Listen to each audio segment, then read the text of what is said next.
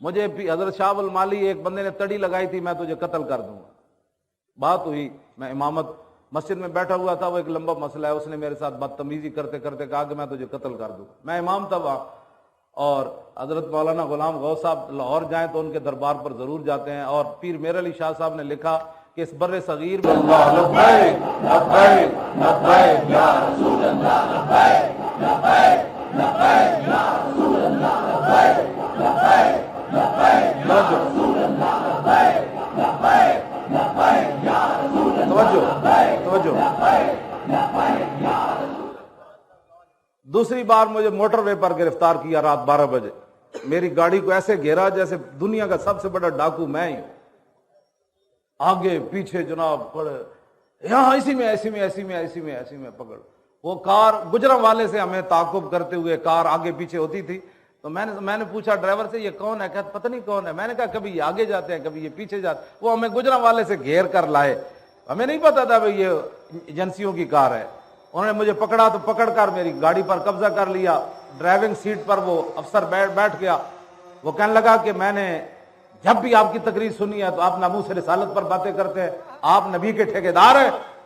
تو میں نے کہا نہیں, ٹھیکیدار تو صدیق اکبر بھی نہیں تھے, وہ بھی کہتے تھے اطیعونی ما اطاعت اللہ ورسولہ فإن عصیت اللہ ورسولہ فلا طاعۃ لی علیکم. میں نے کہا انہوں نے بھی ٹھیکیداری تو نہیں کی, کہا کہ میرے پیچھے اس وقت تک چل رہا ہے جب میں اللہ رسول کے پیچھے چلوں, اور اگر اللہ رسول کے میں پیچھے نہ چلوں تو پھر صدیق کی اطاعت تم نے نہیں کرنی.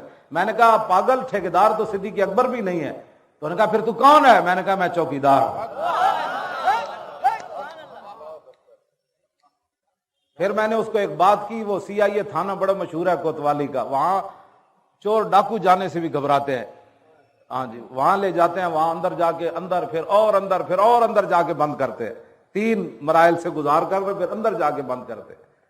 تو وہاں مجھے لے گئے, رستے میں پھر اس نے بات اور کوئی نہیں کی. میں نے کہا بات سن, یہ جو تو نے مجھے تانا دیا نا, یہ تانا اس وقت تھا اوباما. تو میں نے کہا یہ بات تو اوباما بھی مجھ سے نہیں کر سکتا جو تو کر رہا ہے. میری اپنی مرضی ہے, میں اپنے نبی سے کیسے پیار کروں, تو کون ہوتا ہے مجھے یہ باتیں کرنے والا. تو میں نے کہا سن, تو تنخواہ لیتا ہے؟ کہتا ہاں لیتا ہوں. میں کہا تو افسر ہے؟ کہتا ہاں میں افسر ہوں.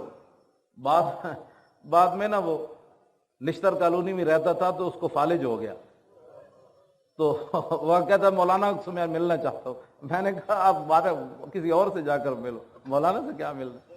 کہنے لگا ان کی مجھے بد دعا لگ گئی. میں نے کہا واللہ میں نے بد دعا نہیں کی آپ کے لیے, اب بھی وہ فالج زیادہ بیچارہ پڑا ہوا ہے.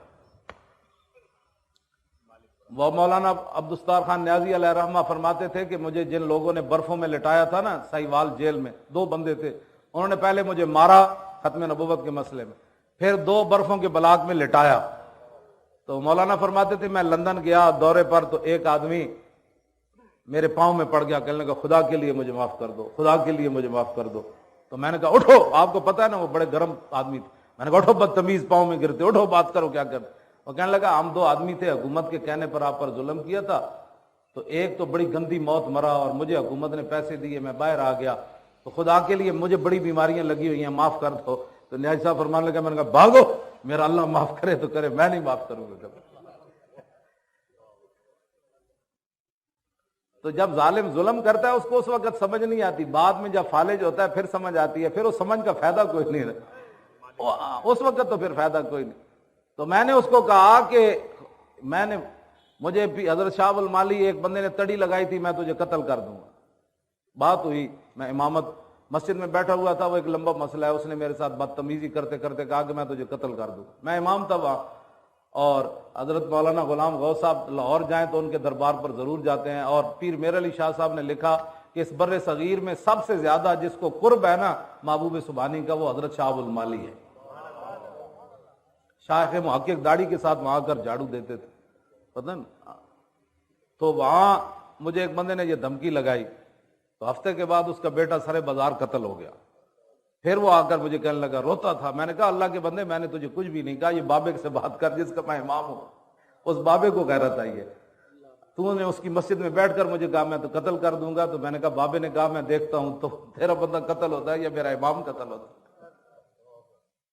آپ جن کا کام کر رہے ہیں نا وہ آپ کو دیکھ رہے ہیں. جب خوشاب میری گاڑی پر انہوں نے فائرنگ کی نا تو میں نے گاڑی روکی, اور آگے پیچھے وہ ڈالے کھڑے ہوئے تو انہوں نے پورے پولیس اتر کر گھیرا ڈال لیا. میں نے لڑکوں کو کہا, میں نے ابھی عشاء کی نماز پڑھنی تھی, رات 3 بجے تھے, تو میں نے کہا بھائی وہ پانی بھر کے لاؤ, تو ہمارے لڑکے پانی بھرنے چلے گئے. انہوں نے پولیس نے گھیرا ڈال دیا, ڈی پی او آ رہا ہے, فلاں آ رہا ہے, پھر آپ کے بارے میں فیصلہ ہوگا. تو اس وقت نا فون آ گیا مدینہ منورہ سے, اسی وقت